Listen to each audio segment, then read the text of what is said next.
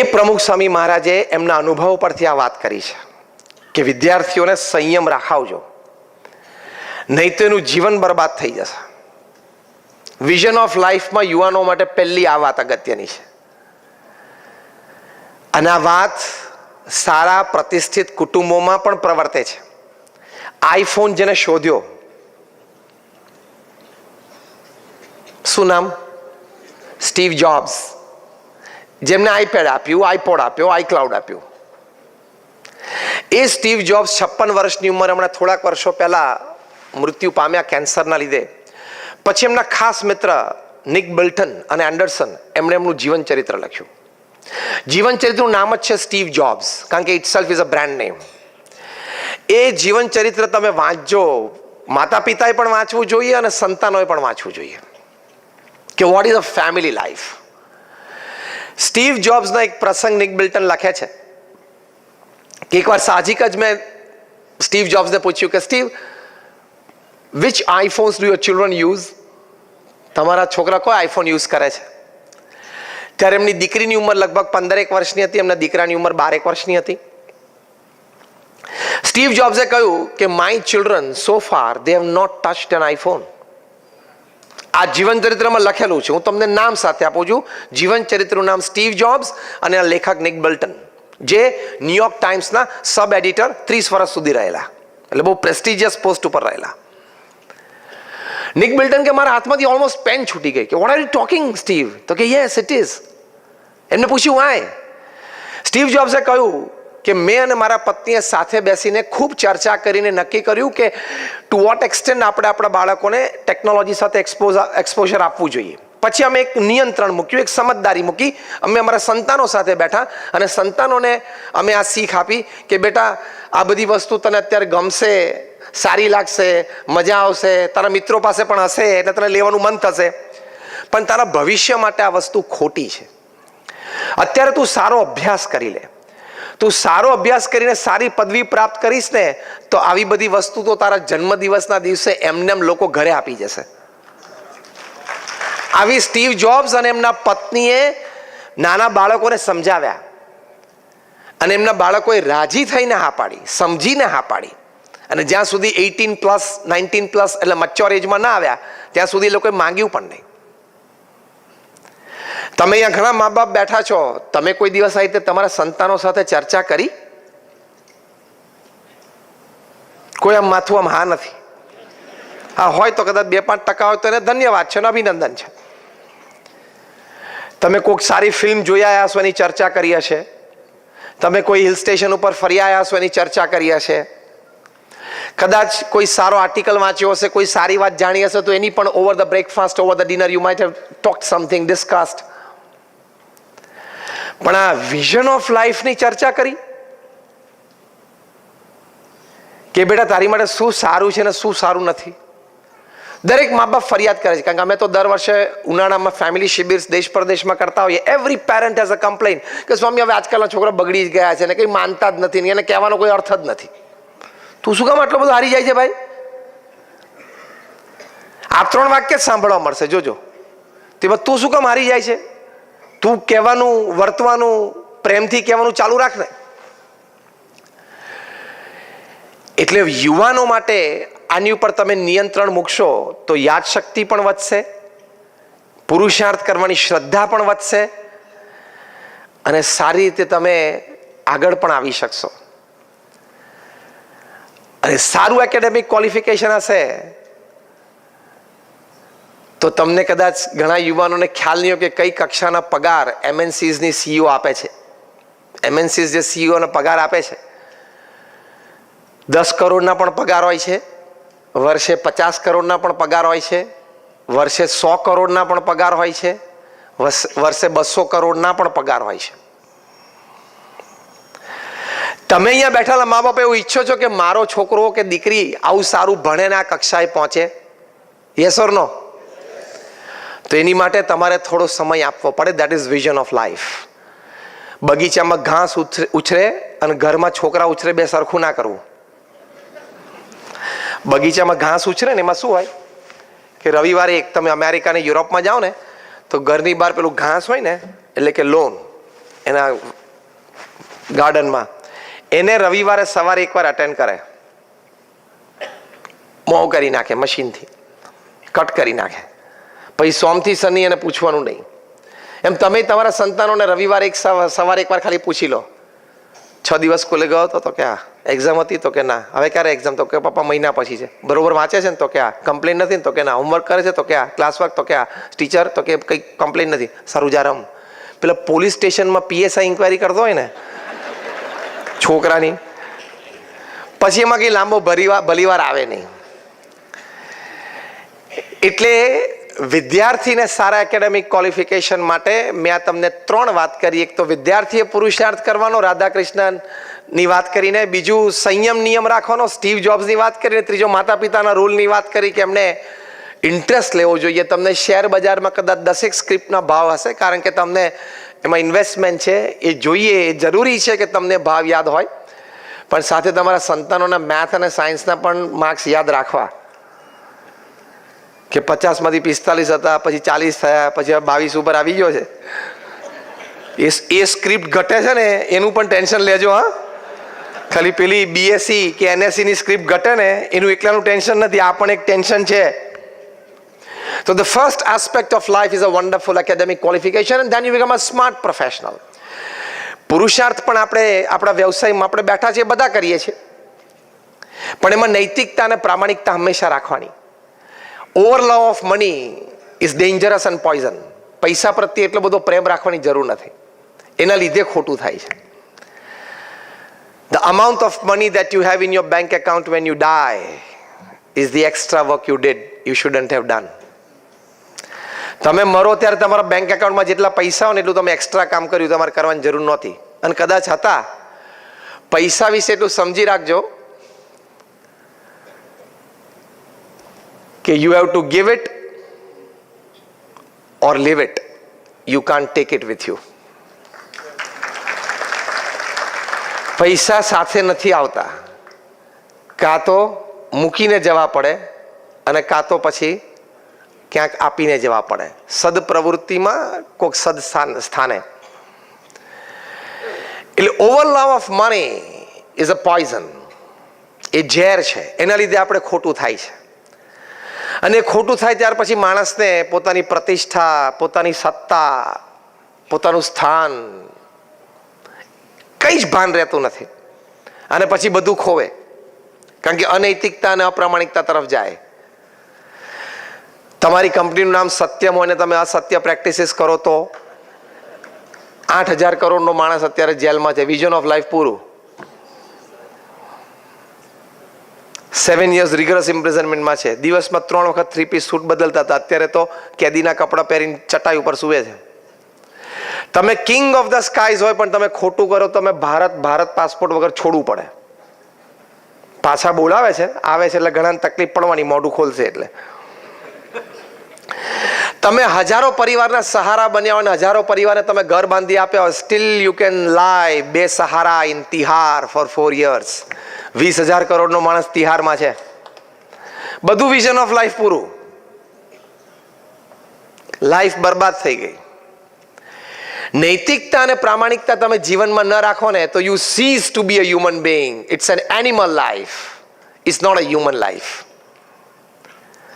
પ્રથમ જ મોટો સદગુણ જીવનમાં છે નૈતિકતા અને પ્રામાણિકતા.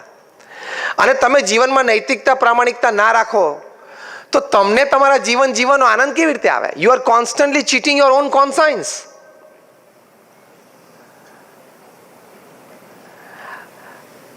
અંગ્રેજીમાં એક સરસ કહેવત છે કે no pillow is as soft as a clear conscience. તમે રાત્રે બેડરૂમમાં સુવા માટે જાઓ ત્યારે પોચામાં પોચુને સરસમાં સરસ ઓસીકું કયું? તમારું ક્લિયર કોન્સાયન્સ હોય કે મેં કોઈને ખોટું કીધું નથી, ખોટા છેતર્યા નથી, મેં કોઈનું ખોટું લીધું નથી. that clarity, that conscience is your softest pillow. તો નૈતિકતા અને પ્રામાણિકતા હંમેશા જીવનમાં રાખવી, એમાં પ્રગતિ થોડી ધીમી થાય પણ નક્કર થાય. અને એ પણ એમાં બીજો દ્રષ્ટિકોણ સમજી રાખવાનો કે ખોટું લીધેલું લાંબુ રહેતું પણ નથી, ટકતું પણ નથી, અને વધારે લઈને જાય છે. આજે નહીં તો 10 વર્ષે, 10 વર્ષે નહીં તો 40 વર્ષે. જીવનમાં નૈતિકતા અને પ્રામાણિકતા ચૂક્યા તો પ્રશ્ન આવશે જ. You become zero from hero within seconds. બધું વિઝન ઓફ લાઈફ પૂરું થઈ જાય. ટૂંકમાં તમે ઇલેક્ટ્રિકલ એન્જિનિયર હોય ને તમે મહારાષ્ટ્ર ઇલેક્ટ્રિસિટી બોર્ડના ચેરમેન બનો ને 35 વર્ષની કારકિર્દી પછી, તો પણ રવિવારે સવારે કેફમાં આવીને પ્લગની સામે ઉભા રહીને એમ ના કહેવાય કે this is the your chairman, I am putting my finger inside, so take care of it.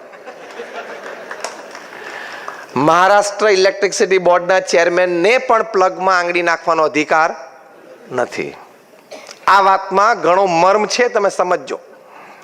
એટલે તમે ગમે તે હો, ગમે તે જગ્યાએ હોય, ગમે તેટલી પ્રતિષ્ઠા હોય, જીવનમાં નૈતિકતા અને પ્રામાણિકતા એટલે એથિક્સ છે ને, એ ઇલેક્ટ્રિસિટી જેવા છે.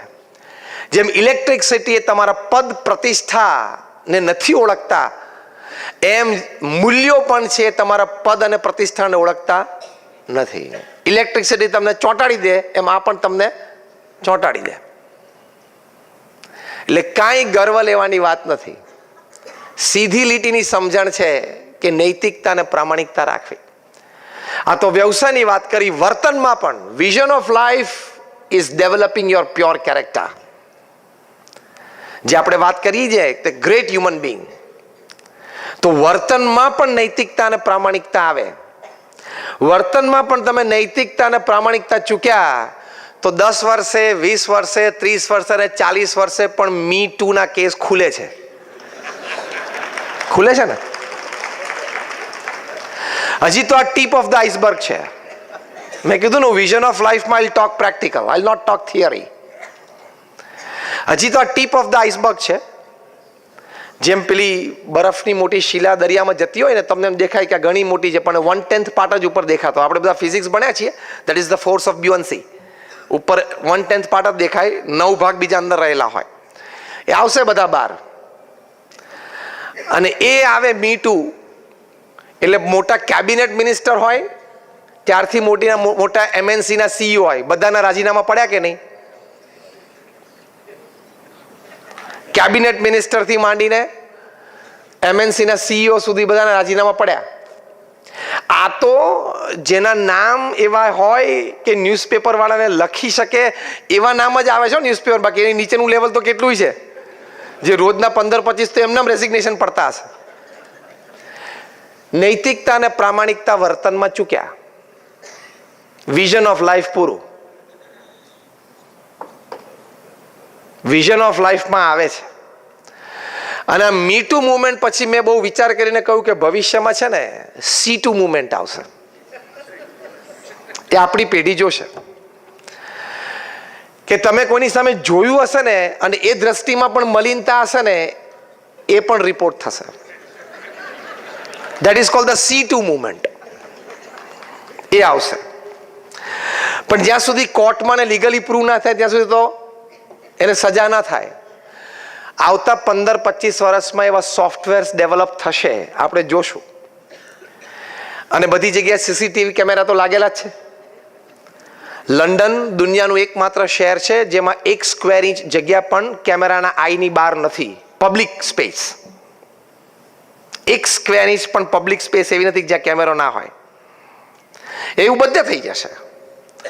તે દિવસે વળી તમે કોકની સામે જોયું અને જે તે વ્યક્તિએ ફરિયાદ કરી કે ભાઈ મને એવું લાગ્યું કે ધીસ વોઝ મેલિશિયસ. આ ખોટી દ્રષ્ટિ હતી, વિકાર દ્રષ્ટિ હતી. એટલે CCTV કેમેરામાં કેપ્ચર થયેલું હોય, કારણ કે પબ્લિક સ્પેસ ઉપર છો તમે. પછી આ 15-25 પ્રકારના સોફ્ટવેર એની પર લાગુ પાડવામાં આવશે અને રિપોર્ટ પ્રિન્ટ આઉટ બહાર નીકળશે કે આ ખોટું હતું, એટલે તમને સજા લીગલી સોફ્ટવેર પ્રૂવ કરશે. આ મારું એક મનન છે કે આ મી ટુ માંથી હવે C2 પણ આવશે 15-25 વર્ષ સુધી. અત્યંત વર્તનમાં પ્રામાણિકતા અને નૈતિકતા જોઈએ. You can never cross your limits. That is vision of life. Crossing your limits. LOC ઉપર જાઓ એટલે ફાયરિંગ આવે જ સામેથી. LOC ક્રોસ કરો, લાઇન ઓફ કંટ્રોલ. એટલે પેલી લાઇન ઓફ કંટ્રોલ વિશે તો આપણે બહુ ચિંતિત રહીએ છીએ, કારણ કે રોજ એક બે સમાચાર આવે કે સૈનિકોએ આતંકવાદીઓને માર્યા અથવા આતંકવાદીઓ એકાદ બે આપણા સૈનિકને માર્યા. એટલે આપણને સૈનિક મરે એટલે સહેજે લાગણી થાય અને દુઃખ પણ થાય. પણ એ LOC ની આપણે ચર્ચા ઘણી કરીએ છીએ. આ LOC ની ચર્ચા કરજો હવે. That is vision of life. At your working place, in your social relationships, you should be extremely self-aware. What I'm doing, what I'm seeing, what I'm talking, what I'm supposed to do, what I'm not supposed to do. તો નિષ્કલંક ચારિત્ર રહેશે અને તો જીવનમાં આનંદ રહેશે. That is vision of life. એટલે વાણી, વર્તન, વિચારમાં વિવેક, નીતિમત્તા, પ્રામાણિકતા એની ખૂબ જરૂર છે. અને એની માટે જ આવા સમારંભ છે, આવી સારી વાતો છે. પ્રમુખ સ્વામી મહારાજે દેશ પરદેશમાં ઘણા બધા આવા સ્થાન બનાવ્યા કે જ્યાંથી લોકોને આવી પ્રેરણાઓ મળે. તમે બધાએ અક્ષરધામ જોયું હશે. Just raise your hands. Gandhinagar અથવા દિલ્હી, ઓલ ઓફ યુ. દિલ્હીનું અક્ષરધામ યમુનાના કિનારે 110 એકર જગ્યા ઉપર છે. It's a record project. હમણાં અમે ઘણા બધા ડેવલપર્સ અને બિલ્ડર્સના એક પ્રસંગમાં ગયેલા. ત્યાં મેં સાહજિક બધા મોટા મોટા ડેવલપર્સ અને બિલ્ડર્સ બેઠા અને પૂછ્યું કે તમારામાંથી કોઈએ આવા મોટા મેટ્રો સિટીમાં આવી મોટી નદીના 110 એકર જમીન ઉપર 5 વર્ષમાં non residential, non commercial project કર્યો હોય? કહો તો કોણ આંગળી ઊંચી કરે? કોઈ ના કરે. પ્રમુખ સ્વામી મહારાજે આ રેકોર્ડ 5 વર્ષમાં પૂરું કર્યું.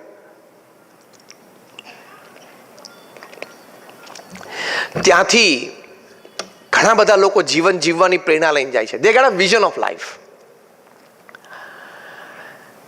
12 વર્ષ થયા અક્ષરધામ ઉદઘાટન સમારોહના, 13 વર્ષ પૂરા થશે.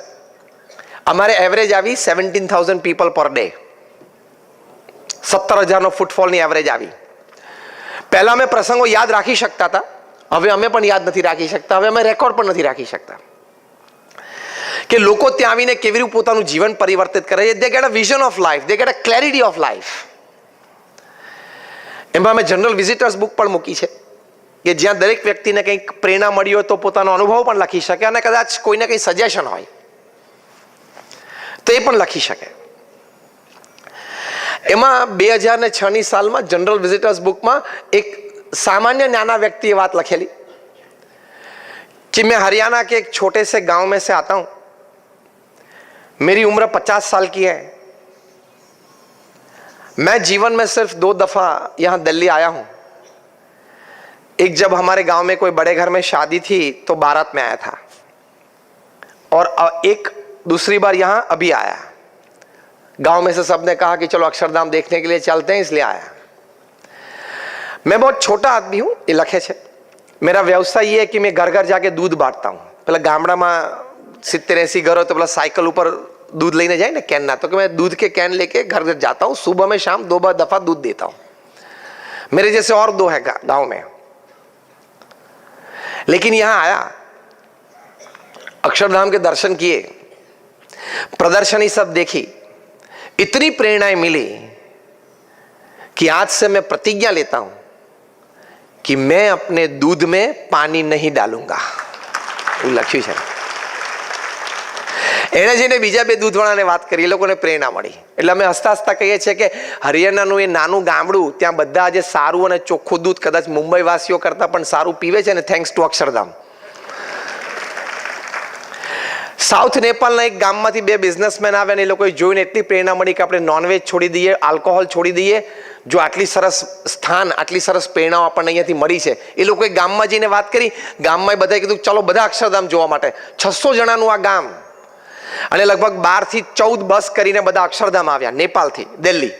બધાએ ત્યાં જોયું, બધાને પ્રેરણા મળી. અમારા સંતોને મળે, આવી એક સત્સંગ સભા થઈ, સંતોએ પ્રેરણા આપી. એક સાથે 600એ બધાએ આલ્કોહોલ, નોનવેજ બધું મૂકી દીધું.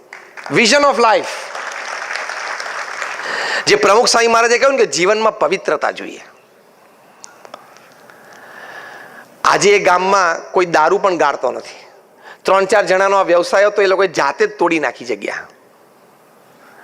તો આવી સારી પ્રેરણાઓ જીવનમાં મળે, એ જીવનમાં આપણે સંગ્રહી રાખીએ, એ પ્રમાણે થોડું જીવન જીવીએ. That is vision of life. ખાલી પૈસા કમાવા, પરિવારનો ઉછેર કરવો, સંતાનોને સારો અભ્યાસ કરાવો, સંતાનોને ટ્રેક પર ચડાવવા, એટલું ખાલી જીવન નથી. તો આ બધી વાતો આપણે સમજીને વર્તન વ્યવહારમાં રાખીએ, એ આપણું જીવન છે. તો you need a smart professional, a good family main, a complete family main. આપણે રાત્રે કામ ધંધા કર્યા પછી ઘણી વખત 10 વાગે, 11 વાગે, 12 વાગે ઘરે પહોંચીએ છીએ. 4 શનિ રવિ કાઢી નાખો એટલે મહિનામાં 22 તમારા વર્કિંગ ડેઝ થયા. મેં કહ્યું ને, આઈ ટોક વેરી પ્રેક્ટિકલ. 22 જે તમારો વર્કિંગ ડે છે એમાંથી 5 દિવસ રાત્રે તમને 9 વાગ્યા પછી આવવાની છૂટ, કારણ કે તમારે કામ ઘણું હતું, ઓવરલોડ છે અને એ પૂરું કરવાનું છે. બીજા 3-4 દિવસ તમને રાત્રે 8:30 પછી આવવાની છૂટ, કારણ કે ટ્રાફિક હતો અને કંઈક કામ હતું અને કોઈક મળવા માટે આવી ગયા.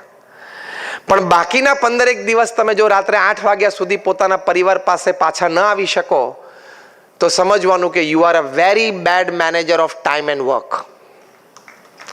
You are a very poor manager of time and work. વહીવટ વ્યવહાર એવો છે ને કે બધાને ગમે. રાત્રે 12 વાગ્યા સુધી ઓફિસ ચાલતી હોય તો બેસી રહેવું ગમે, આવે લોકો મળે, વાત થાય, કંઈક કામ નીકળે, કંઈક બેને ફોન કરીએ, એ બધું લોકોને ગમે છે બહુ. હાર્વર્ડ યુનિવર્સિટીના એક સ્ટડી પ્રમાણે 8 વર્ષ સુધી આ સર્વે થયો. 110 દેશોમાં આ સર્વે થયો, દુનિયાના 5 ખંડ ઉપર. અને 1 લાખ પરિવારોને એના સ્વયંસેવકો મળ્યા across caste, creed, colour, religion, nationality. સર્વેનો મુખ્ય કારણ, મુખ્ય પ્રશ્ન એક જ હતો કે what according to you is the greatest joy upon this earth. તમારી દ્રષ્ટિએ પૃથ્વી પર સૌથી મોટો આનંદ શું છે? 67+ રિસ્પોન્ડન્ટ્સ એવું કહ્યું કે અમારા પ્રમાણે પૃથ્વી પર સૌથી મોટો આનંદ છે two spend quality and quantity time with your near and dear ones whom you love and who love you.